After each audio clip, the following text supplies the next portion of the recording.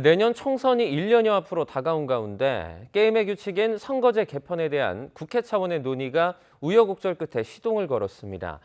일단 3개 방안을 놓고 난상 토론을 벌이기로 했는데 여야는 물론 개별 의원 사이에도 이해관계가 첨예해 논의 과정이 순탄치 않아 보입니다. 권남기 기자입니다.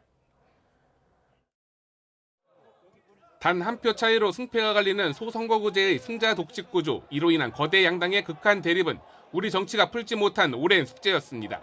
고민 끝에 등장한 게 지난 총선 때 처음으로 적용된 연동형 비례대표제였습니다.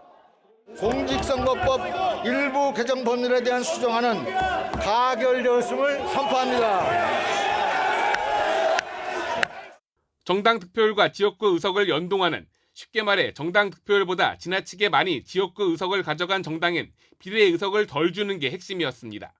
하지만 비례성을 강화하고 다당제 협치를 끌어내겠다는 선거법 개정의 취지는 거대 양당의 위성정당이 비례 의석을 나눠 가지면서 곧 무색해졌습니다. 이후 펼쳐진 여야의 극한 대치, 대화와 타협보단 정파적 이익이 우선시되는 구태에 대한 비판이 커졌고 정치권은 다시 선거제 개편을 놓고 머리를 맞댔습니다.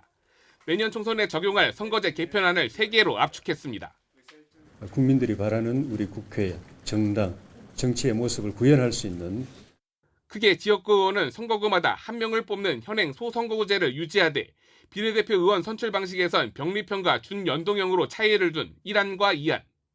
대도시 등 인구가 많은 지역구에 아예 중대선거구제를 도입해 선거구마다 지역구 의원을 3명에서 10명 뽑도록 한 3안으로 나뉘었습니다. 전체 의석수 역시 현재보다 50명 더 늘리는 안과 바뀌지 않는 방안이 담겼습니다.